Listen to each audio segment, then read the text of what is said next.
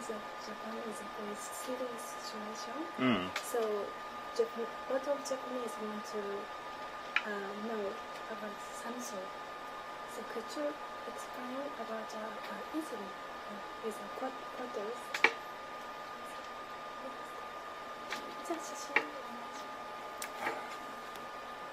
Yeah, you have some photos.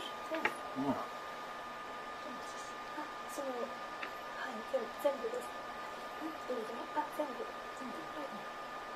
まんべんなく入れてます。順番。特に大丈夫です。はい。一つずつ。太陽光とか。いいですか。こっちにないから、こっちのっていう人で見てもらって。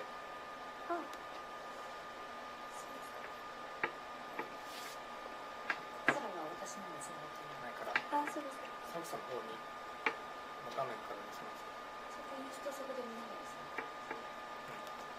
こっちで郵送を開いてるんです。はい。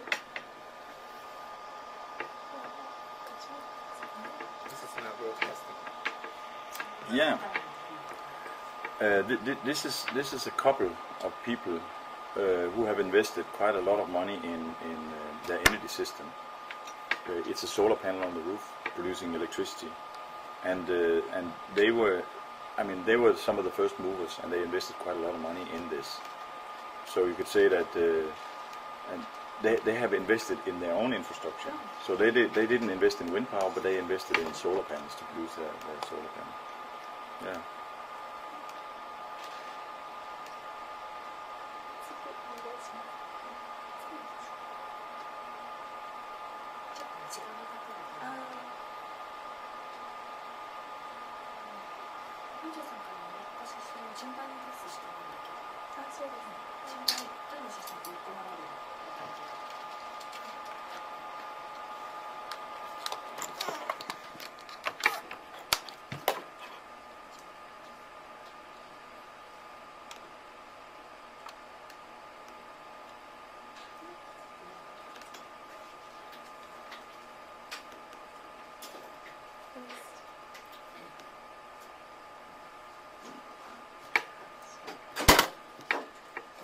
So this is the Energy Academy. Yes. The building. Yeah. Yeah. Can you see them? Can you see the picture of the Energy Academy? No? Maybe we can just turn around and put it on like projector like this. I think that'll work. Maybe this works. Yeah. Might be working. We have to have it a little like this. 後で ISEP のウェブサイトでもこの写真をご紹介します。Yeah, you can see the Energy Academy building, where we have built a brand new house with solar panels on the roof, and it is the meeting house of a lot of people. I mean, many of the Japanese visitors will come and visit us at the Energy Academy. It's a big building, and we can make workshops and do things there, which are very interesting. And it helps us a lot to have this energy meeting house. Academy in the old Greek way means the university of the street. So academia is a place where two people meet and exchange experiences. So this is actually the basic meaning of an academy. Some people think that academy is academia in universities, but it's also very pragmatic and very practical. Yeah, and the next picture down here is also the Energy Academy seen from the outside. You can see these are solar panels. Actually, we have been discussing also the solar panels is what we call roof integrated systems. So the roof integration means that we have asked the architect to help us to make nice solar panels. Yeah, because sometimes solar panels are not nice. They are just kind of added on something, and you have these big panels sitting on roofs and sitting on some, and they actually spoil the architecture because it's not meant to be there, but it's installed afterwards, which gives kind of the wrong impression of the building and the intention of solar panels, because the intention is good, but it turns out to be ugly. And this is actually, we have won a prize with this, an architecture prize, because the installation of the solar panel is interesting and good. Yeah, and what else have you seen on Samsung? This is me. Yes. you explain about I work, and I explain what's going on here from the solar panel. This is a district heating. Wind? No, it's district heating with solar panels. And what I'm doing here is I'm showing people how it works. There's kind of an operation. There's a technology room there, and you can operate the solar panels and the district heating. It's one of the large-scale installations, 2,500 square meters, which is quite large. It has a capacity of 1.6 megawatt, so it produces a lot of hot water when the sun is shining. So we have to control this and send it to the right places, and we actually pipe it all around to the houses, and we sell it to farmers who need to dry their stock. It can be onions or other things also. And there's more. These are the solar panels. We can see these solar panels as they work down there. I think you have to help me a little bit to get down there. Is this solar hot water? Yeah, it's solar hot water. Exactly. So the solar hot water is what we use mostly. We have solar PV also for electricity, but this is usually people think it's too expensive because the production of 1 kilowatt hour from a solar PV photovoltaic is more expensive than from the wind power, and because we have a lot of wind, the wind power is a choice most of the time. But it can be convenient to have solar photovoltaic in some places. This is straw. We have the straw as a fuel for the project. The straw is there already. It's lying on the field. Of course, some of it has to be plowed into the field again to kind of make a rich soil. It's good for the soil to have the straw, but we buy the surplus production of it and use it to feed the boiler and heat the houses with it. So it's considered to be CO2 or carbon neutral because it absorbs the same amount of CO2 when it's growing as released when we burn it. So it's not CO2 free, but it's CO2 neutral. It doesn't add on more CO2 to the environment. Is that become additional income for farmers? Yes. That's exactly. Good. That's good. Yeah, they like that. They like to make money, the farmers. I don't know why, but they smile and clap their hands every time we buy some straw from them because they couldn't sell it before. So instead of importing oil, we are now buying the energy from the next door farmer, which is that's a nice thing. Yeah. And it stops a lot of import also, and it saves us a lot of money. So you can say there's a lot of good arguments to do this.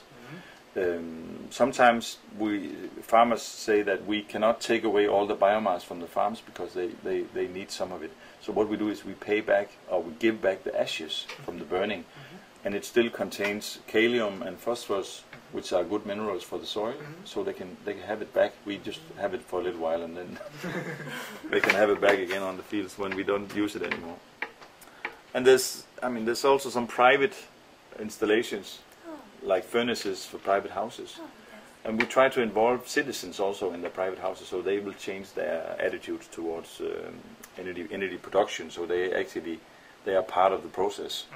And this new technology can be combined with old technology, so we don't kind of change the houses completely, because people like a fireplace. But if they have a fireplace, we can make an efficient fireplace, and just instead of just having an open fire where the heat is exhausted out through the chimney, but we can absorb it in a mass, stone mass, and then keep it there for a while. This is an example. You saw the wood pellet and the biomass. This is a remains from rapeseed or canola. I think it's called canola in America or other places. We call it rapeseed. Which is a yellow flowered seed and little black seed, and about 30% of the weight is oil. And when we press it, this is the cake from the press, the pressed material, and this is very good protein food for cows and pigs. So when we press the oil out of it, we can use this for food, and the oil can be used for fuel. So some farmers, they use it to drive their tractors or their cars. So that's also a carbon neutral fuel for transportation. And then of course we have the wind turbines. You saw the windmills? They're very nice windmills. beautiful. Yes. Yes. Good turbines and very reliable. They're modern turbines. These ones are from an old company called Bonus. Today they are bought by Siemens, the German company, but it could be Vestas, it could be other turbines also. And they produce a lot of energy, these turbines. Yeah. And the next, this is a teacher. We have a teacher on the school.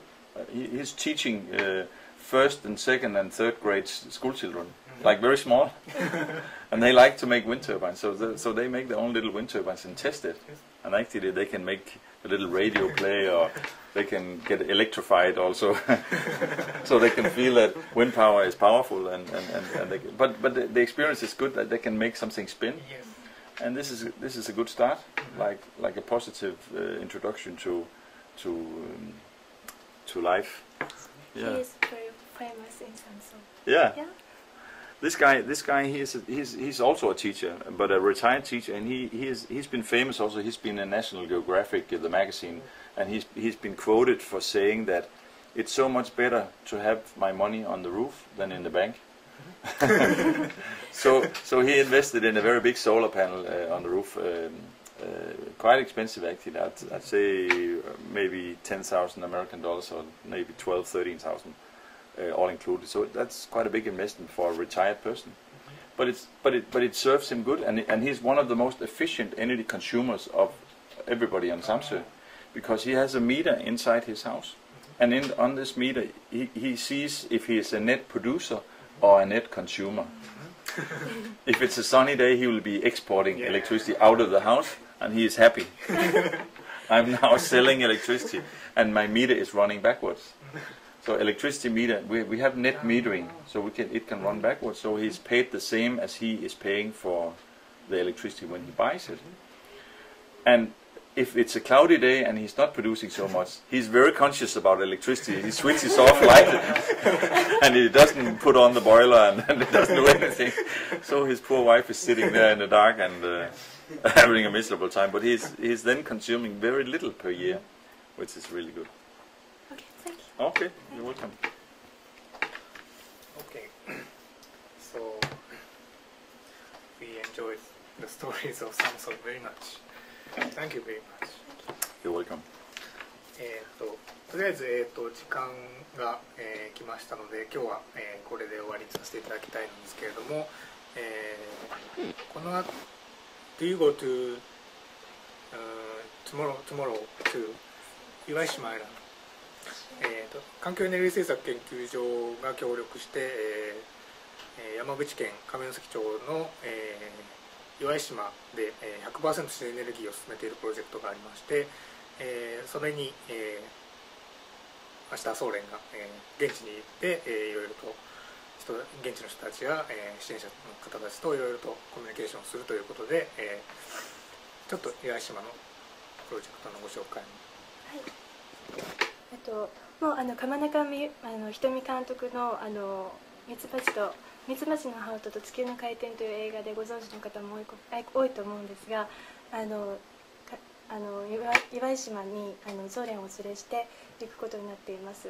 で岩井島は30年間ほどその原発に戦ってきた、平均年齢がもう79歳という小さなハートの形をした島なんですけれども、いろいろとご紹介をしてそこをこれから10年未満で自然エネルギー 100% にしようといったプロジェクトが今指導しています。これがちょっとパンフレットなんですけども、後ほどISEP のウェブサイトでも改めてご紹介をさせていただきますので、ぜひチェックしてみてください。So, thank you very much today, and good luck for further progress in Samsung. Thank you for seeing me here. It's been a pleasure to be in your studio. I like this TV channel. I hope that you'll have more good programs in the future. Yeah. Thank you. Thank you. では今日はこの辺でありがとうございました。ありがとうございました。